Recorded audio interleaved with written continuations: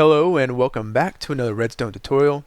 Today I want to show you a different type of item frame selector. I know you've probably seen these before. I've shown off a few myself, but fear not, I am bringing you the next step in item frame selector technology. So as cool and as fun as item frame selectors are, you know, they're very user friendly. They've got a good visual indicator. They're not always the best choice for a selector. Depending on what you're trying to do, they do have some limitations. And if you've never seen one before, this is a item frame selector that I've shown in the past. It's basically just an item frame hooked up to a signal strength decoder, and then we get a unique output for every position of the item on the item frame as we rotate it. So pretty simple. But what are the issues with these things? One in particular is they tend to have spammy outputs. So what do I mean by that? So let's say, for example, I'm on output, I don't know, 3. And I want to go from output 3 to output 1. Well, if we were using like an RS NOR latch array or something, that's easy, right? You just hit output 1 and it goes straight from 3 to 1. We don't send pulses down any of the other outputs. But in the case of an item frame selector, you can't just go straight from 3 to 1, right? You have to go through all the other outputs, so 4, 5, 6, 7, 8, and then back to 1. And that's not always an issue. So like for example, the multi-floor elevators I made, it wasn't really an issue. But a lot of times it is an issue. Like, you don't want to be spamming pulses down all these outputs, and it can keep you from choosing an item frame selector, because that could be a real issue. So that's first and foremost, spammy outputs. But also another problem they tend to have is unintentional one-tick pulses. So one-tick pulses in their own right can be really useful, especially if you design circuitry around them. You can do really clever things. But unintentional one-tick pulses can break just about everything in Redstone, but especially if you're using sticky pistons. So when the person using the selector is going to come up to it and they make their selection, they're not going to go super slow, like 1, 2, 3, right? They're going to go really quickly to the selection that they want to go to. And the problem with that is it has a tendency to create one-tick pulses, like I said before. Which can wreak havoc on Redstone. So for example, right here, this torch turned on and then off so quickly that it caused a one-tick pulse and caused the sticky piston to leave its block behind. And yeah, that can cause all sorts of problems. So that brings me to this new design over here. This is the secure item frame selector. And first of all, let me go ahead and spin this item around to my heart's content, and you'll notice that we are not spamming any of the outputs. I think I was trying to, that was like a combination of spin and spam. Spim. I don't know what I was saying, but you'll notice that we're not spamming any outputs, we're not creating any unintentional one-tick pulses, but as soon as we hit this button right here, what happens is the old selection gets erased, and then the new selection is stored into memory and saved. And so this function is very similar to the way an RS NOR latch array works, and it's just a more secure way of going about a selector.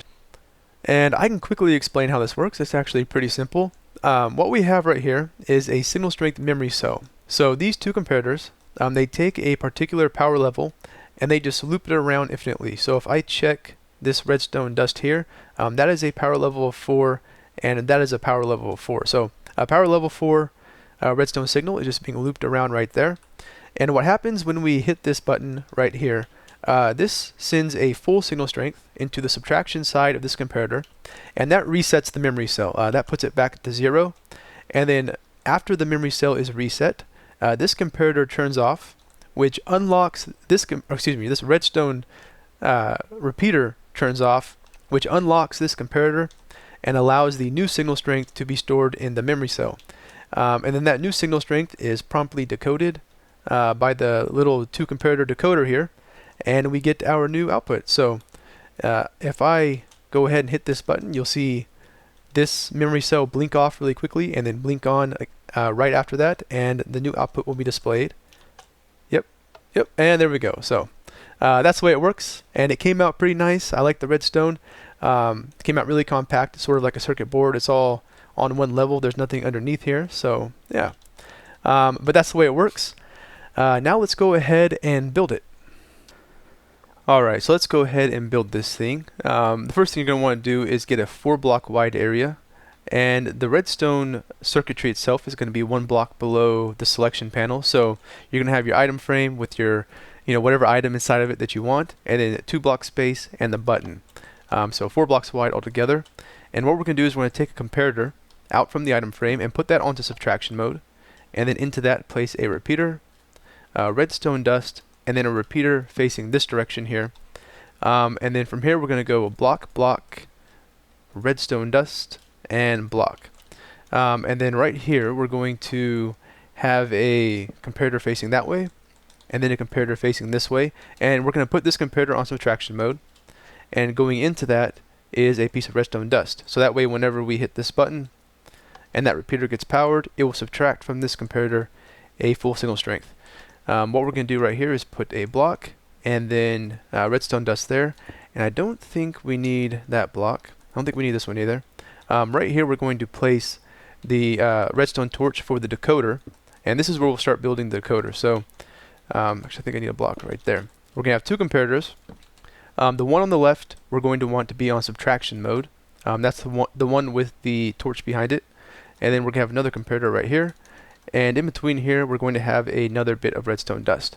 And from here we're going to go out 8 blocks. So 1, 2, 3, 4, 5, 6, 7, 8. Come across 2 and then go all the way back. And then on top of that we're just going to place redstone dust all the way over. And actually we need a block right here as well. Forgot about that. So a block in front of that comparator. And then we're going to go with a no redstone torch right here. We're going to skip a block and then go 1, 2, 3, 4, 5, 6, 7. And the 8th output actually comes off the back right here. Is that it? Actually, I think that might be it.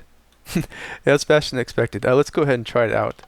So that's the selection we're on right now. We're on selection 5. So let's go back to 1, see if that goes to 1. Yep. Okay, so go to 3, test that out, and a 3. Okay, so that is working as intended. And that's it. So pretty easy, right? Hopefully you guys were able to follow along. It's a pretty easy build. And yeah, I hope you liked the video. As always, thanks for watching, and I'll see you next time.